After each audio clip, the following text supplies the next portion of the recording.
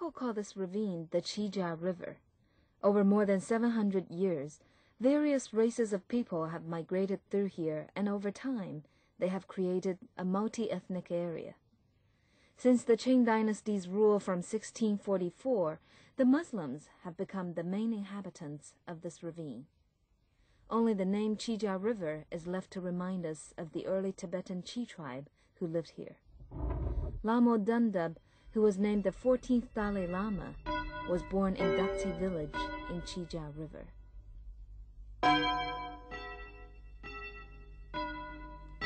After the entire family of the 14th Dalai Lama moved to Lhasa and became renowned there, his clan removed the original small house and constructed this local-style building. In 1956, the front yard became an elementary school, the Dakti School.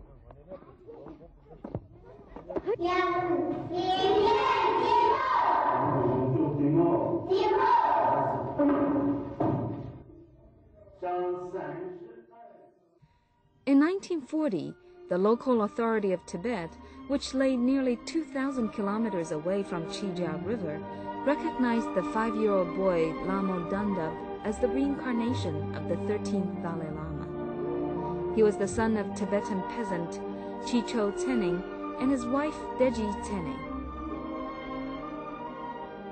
Many believe that Chija River was a traditional Tibetan residential area. However, it's hard to tell the Tibetan residents here from other ethnic groups today, other than by their religious beliefs.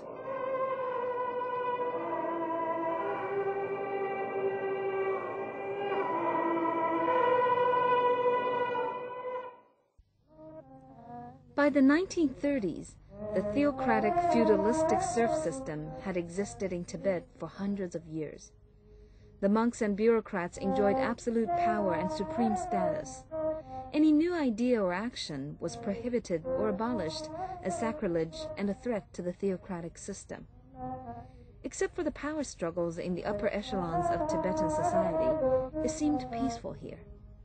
Religious activities dominated society, principally the events in the life of the Dalai Lama. In 1933, the death of the 13th Dalai Lama, Thubten Gyatso, broke the superficial tranquility.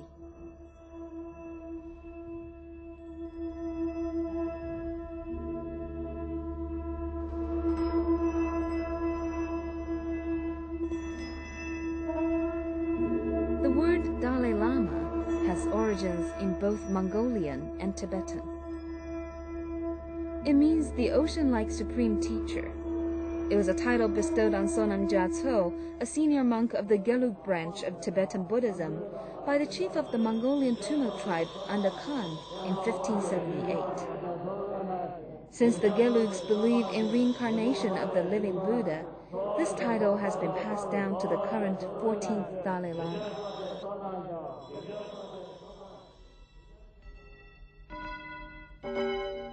In the mid-17th century, the 5th Dalai Lama established the Gelug authority with the help of the Mongolian cavalry. The Qing imperials also consolidated their control over Tibet. In 1653, the 5th Dalai Lama traveled to Beijing to call on Emperor Shunji of the Qing dynasty. After receiving an official title recognizing his political and religious status, he returned to Tibet, which was ruled by Dalai Lama for the next 300 years. In 1933, the 13th Dalai Lama passed away. The era of the 14th Dalai Lama was about to begin. There's a certain mystique about Tibetan Buddhism, especially concerning the reincarnation of the living Buddha. The recognition of the reincarnated boy always begins with mysterious and complicated religious ceremonies.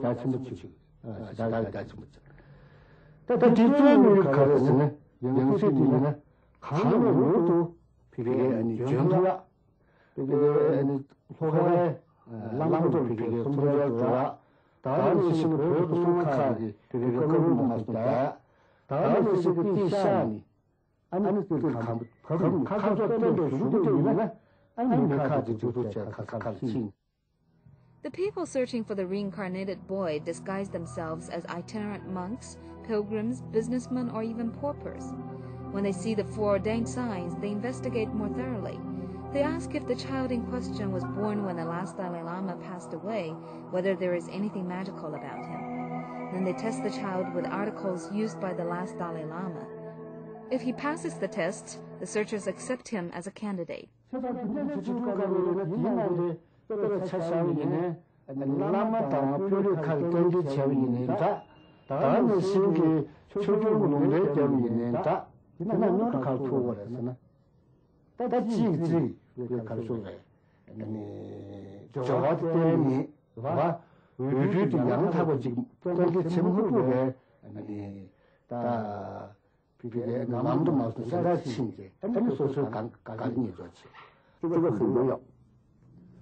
就是说，假如是一个贵族世家的老百姓，一个寺庙的老百姓家出了达赖喇嘛，找来了以后啊，这个达赖喇嘛他这个家庭和那一个贵族或者那一个寺庙的关系啊，那就是一个特殊关系了。这个关系是非常重要。所以呢，这个14世达赖喇嘛，西藏的达赖喇嘛为什么到清代那么远的地方去找？这里面不是没有关系。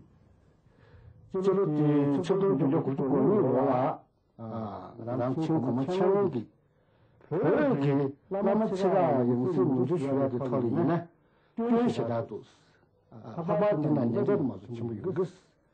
前面俺做你富安，和把他你如果得票给来就报给出的你生活觉得。In this document of administrative principles in Tibet during the Qing dynasty, the first item stated that, from that day, the search for the reincarnation of the Dalai Lama, Panchen Artini, and every major Hutu Ketu had to take place before the most precious statue of Sakyamuni in the Dajiao temple.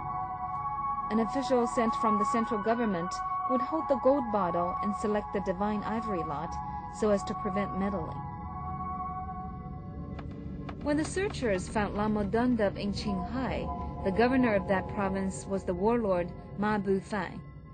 Ma Bufang considered Lama Dundub to be a citizen under his governance, and the search team couldn't just take the boy away from Qinghai. It was not until the Tibetan Kashak government petitioned the central government for assistance and privately gave the warlord 400,000 silver dollars did Lama Dundub set out on the journey to Lhasa under the protection of Ma Bufang's army.